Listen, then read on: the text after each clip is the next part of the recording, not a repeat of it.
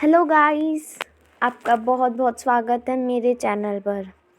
तो इस चैनल पर मैंने अभी पार्ट 1 मिठाई वाला चैप्टर 5 जो वसंत भाग 2 क्लास 7th का है, वो अभी फर्स्ट पार्ट मैंने एक्सप्लेन कर दिया है। गाइस, इस पार्ट 1 में इतना है कि एक व्यक्ति होता है मिठाई वाला। आप इसे मिठाई वाला भी कह सकते हैं। ये एक व्यक्ति है, ये थ्री जॉब्स करता है। फर्स्ट होती है उसकी खिलौने वाले की, सेकंड है बांसुरी की। और उस व्यक्ति की बांसुरी ये है, मैं बता दूं, ये बांसुरीज़ हैं। सो वो पहले काफ़ी टाइम तक वो खिलौने बेचता है और उसका एक मेन सॉन्ग होता है, वो वही गाना बजाता है, बोलता है बच्चों को बहलाने वाला खिलौने वाला। फिर बाद में उसने बोला बच्चों को बहलाने वाला मुरलिया वाला।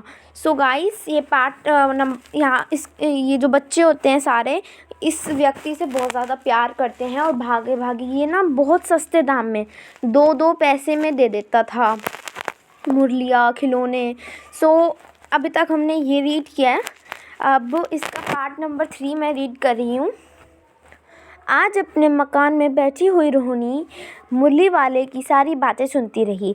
गाइस, मैं ये भी बता दूँ कि इसमें एक मेन व्यक्ति तो ये मिठाई खिलौने वाला है और तीसरा जॉब अभी इसका पता लगेगा, मैं अभी बताती नहीं हूँ। और जो एक और इसमें फैमिली की बात करी गई है, वो है रोहिणी की फैमिली। रोहिणी एक वाइफ है, मदर है किसी की। सो रोहिणी के मतलब रोहिणी के हस्बैंड का नाम है राय विजय बाबू है। उनको सारे विजय बाबू राय बाबू लाते हैं। और उनके रोहिणी के 2 बच्चे हैं, मैं आपको डिक्टेट कर देती हूँ अच्छे से। ये है फर्स्ट और ये है सेकंड। ये है सेकंड, ये है फर्स्ट, ये है रोहिणी और ये है रोहिणी की सास। रोहिणी के हस्बैंड नहीं दिखाए हुए हैं। और पहले के ज़माने में ये होता था, जो औरतें थोड़ी सी कम उम्र की होती थी, रोहिणी की उम्र जितनी औरतें हैं उससे मतलब 1-2 साल बड़ी हों तो भी उन टाइप की औरतों को ना अलाउड नहीं होता था घर से बाहर जाना, गैर मर्द और किसी भी मर्द के आगे आना। वो सिर्फ अपने पति अपने बच्चों को शक्ल दिखा सकती थी। तो ना अब जैसे गर्ल्स की काफ़ी सारी नीड्स होती हैं, उन नीड्स को पूरा करने के लिए गर्ल्स क्या करती हैं, ऐसे ही ना जैसे ये फेरी वाला, ये जो लोग गलियों में घूमते हैं उन्हें फेरी वाला कहते हैं। ये ना उनका पर्टिकुलर नेम है जो उन्हें बुलाया जाता है। तो ऐसे ही काफ़ी सारे फेरी वाले आते हैं जो गर्ल्स का सामान भी कैरी करते हैं। तो गर्ल्स वहाँ से किसी बड़े को बच्चे को कहकर सामान ले लेती है। तो अब जिसका थर्ड जो इसका व्यक्ति का जो थर्ड जॉब था, उसके लिए रोहिणी को कुछ लेना होगा, तो उसने वो अपनी सास को बताया। तो देखते हैं। आज अपने मकान में बैठी हुई रोहिणी मुरली वाले की सारी बातें सुनती रही। आज भी उसने अनुभव किया बच्चों के साथ इतने प्यार से बातें करने वाला फेरी वाला पहले कभी नहीं आया। फिर वह सौदा भी कैसा सस्ता बेचता है, भला आदमी जान पड़ता है। समय की बात है, जो बेचारा इस तरह मारा मारा फिरता है, पेट जो न कराए सो थोड़ा। तो यहाँ पे इस पैराग्राफ में था कि ये जो मुरलिया वाला होता है, अभी ये सेकंड पार्ट चल रहा है, तो ये मुरली बेच रहा होता है।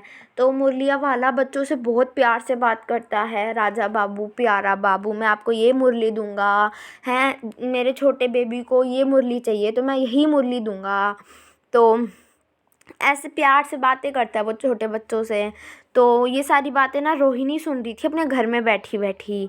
तो वो सोचती है कि ऐसा फेरी वाला आज तक मैंने कभी नहीं देखा जो इतनी प्यार से बात करता हो, है मतलब वो इतना सस्ता भी बेच जाता है सब कुछ कि उसको लगता है कि काफ़ी भला इंसान है वो।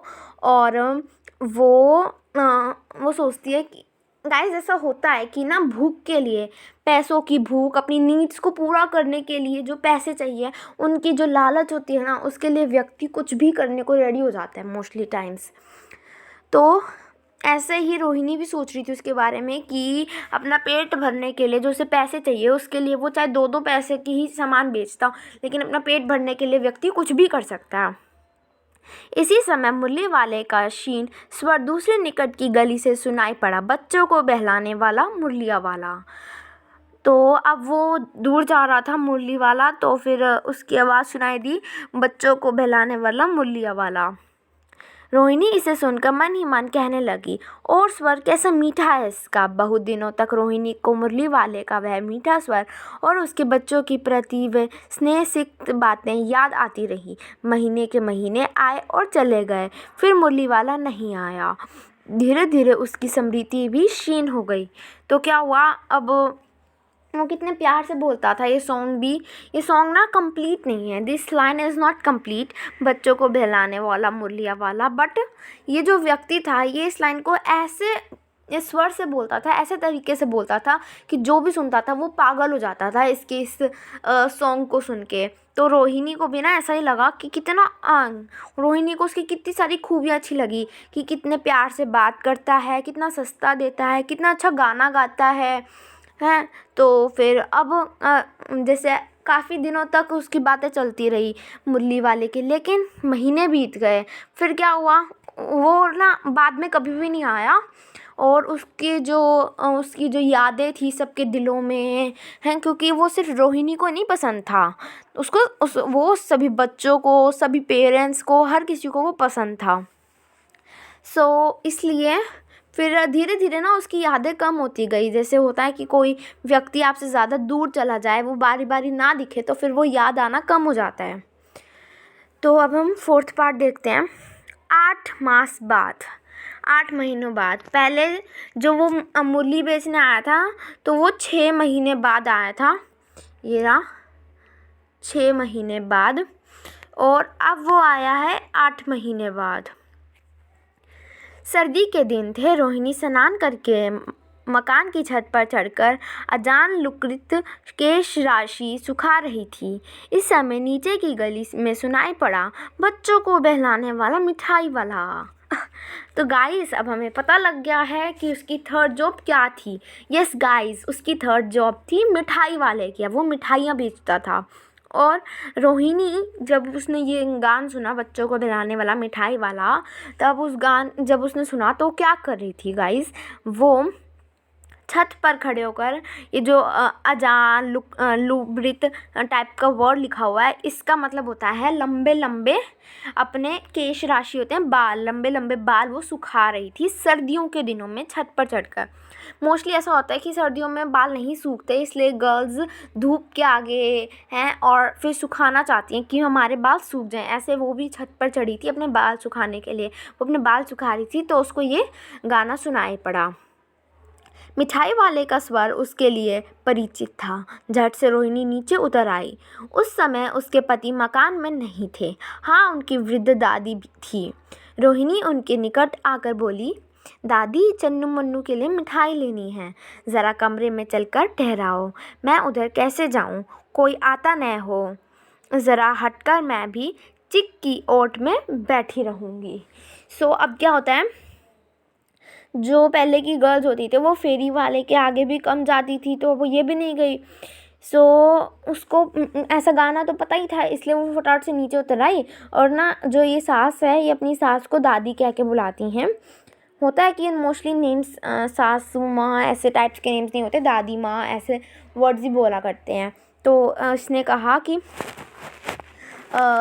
माँ जी, दादी, आप ना चन्नू मन्नू के लिए ना इस फेरी वाले को रुकवा लो, मुझे मिठाई लेनी है इसके लिए, बच्चों के लिए।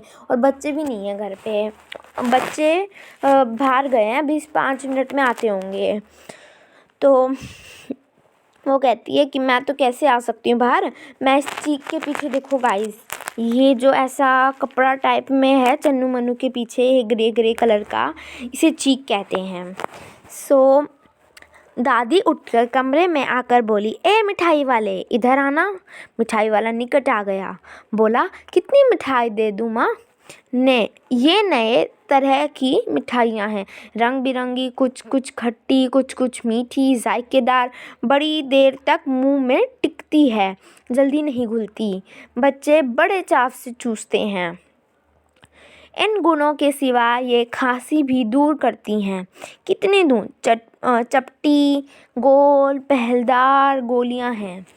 पैसे की 16 देता हूँ। तो दादी ने इसको बुलाया फेरी वाले को। तो फेरी वाला आया और कहता है कि मैं कितनी दे दूँ माँ, हैं। तो उसने फिर उस मिठाइयों के बारे में बताया कि मिठाइयाँ खट्टी हैं, मीठी हैं और ये जल्दी नहीं घुलती, और इससे हमारा जो गला में खराश होती है, दर्द होता है, वो भी ठीक हो जाता है।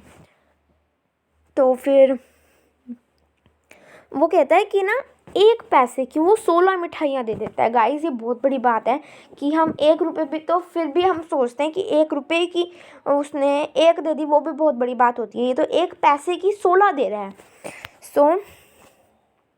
दादी बोली, 16 तो बहुत कम होती हैं, भला 25 तो देता है। मिठाई वाला, नहीं दादी, अधिक नहीं दे सकता, इतनी भी देता हूँ। यह अब मैं तुम्हें क्या, खैर मैं अधिक न दे सकूँगा।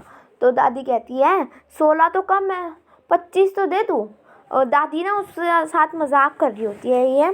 तो दादी कहती है ये तो कम है 16, तो तू 25 दे 1 पैसे की।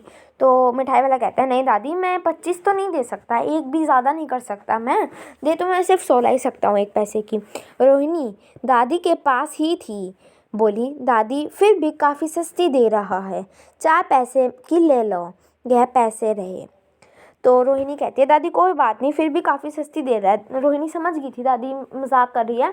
तो रोहिणी कहती है कोई बात नहीं दादी, काफ़ी सस्ती दे रहा है, आप 4 पैसे की ले लो। मिठाई वाला मिठाइयाँ गिनने लगा। तो 4 की दे दो। कितने की दे दो? तो 4 की दे दो। अच्छा 25 नहीं सही, 20 ही दे। अरे हाँ, मैं बूढ़ी हुई, मोल भाव अब मुझे ज़्यादा करना आता भी नहीं।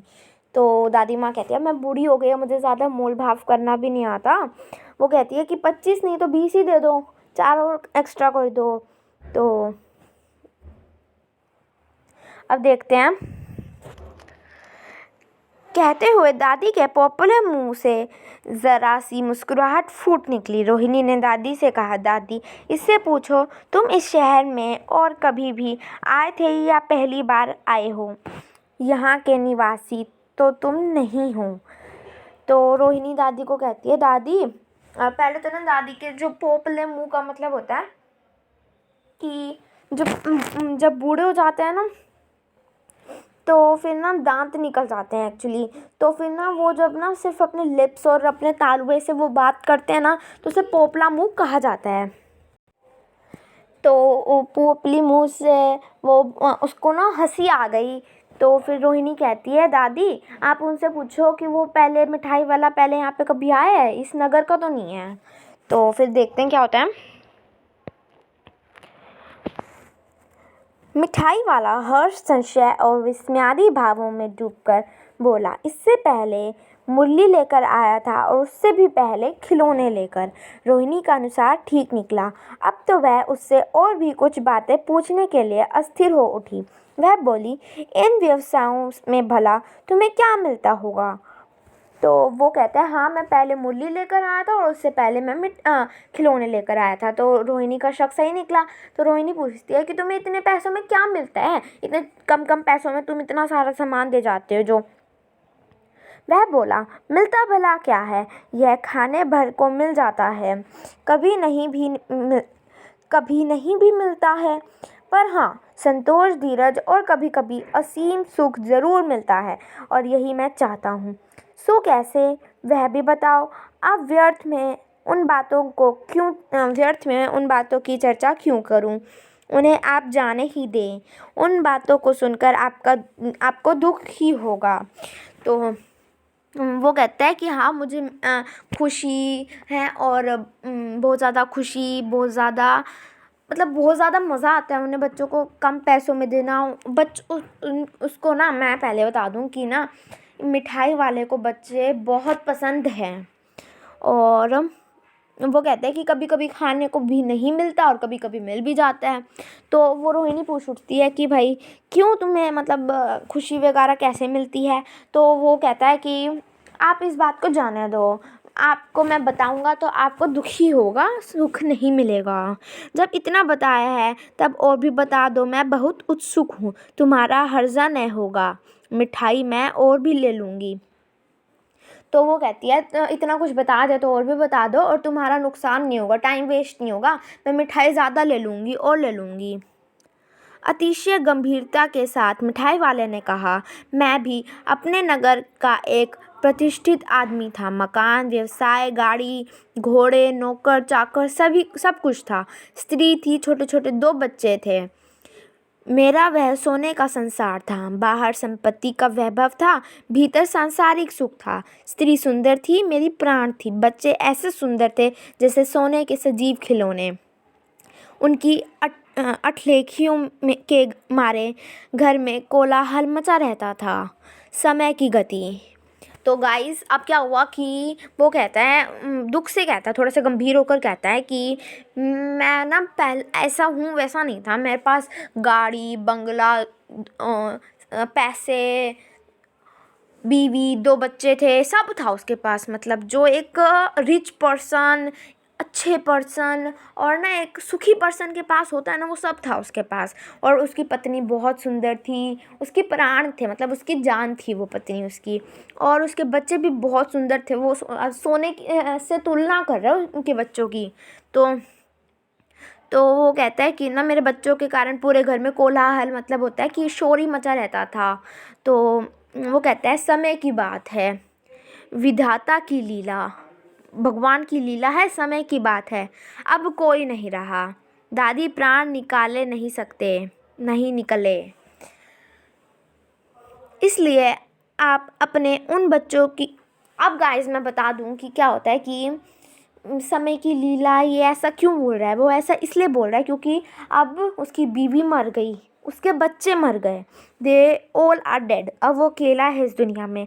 तो अपने बच्चों की खोज के लिए, अपने बच्चों को ढूंढने के, उसको लगता है कि मेरे बच्चे ना, जो ये बच्चे मेरे से सम्मान ले रहे हैं ना, उनमें ही बसे हैं, उनमें से ही कोई 2 बच्चे हैं जो मेरे बच्चों की आत्मा में आए हैं। अब वो उन बच्चों को खोज रहा है, अपने 2 बच्चों को खोज रहे हैं, और उन बच्चों की छोटी छोटी उंगलियों से मोल भाव करना है, उनसे प्यार से बात करना, उन बच्चों को देखना, उन बच्चों की खुशी, वो सबसे उसे प्यार हो गया है क्योंकि वो अपने बच्चों को देखता है, अपने उन दोनों बच्चों को वो उसमें देखता है। रोहिणी ने अब मिठाई वाले की ओर देखा, उसकी आंखें आंसुओं से तर हैं। अब रोहिणी ने मिठाई वाले को देखा तो मिठाई वाला अब रो रहा था। मतलब इसी समय चन्नू मन्नू आ गए, रोहिणी से लिपटकर उसका आंचल पकड़कर बोले, अम्मा मिठाई। तो इतने में ही ना चन्नू मन्नू आ गए और ना रोहिणी से गले लगाकर बोलते हैं कि मम्मी मिठाई।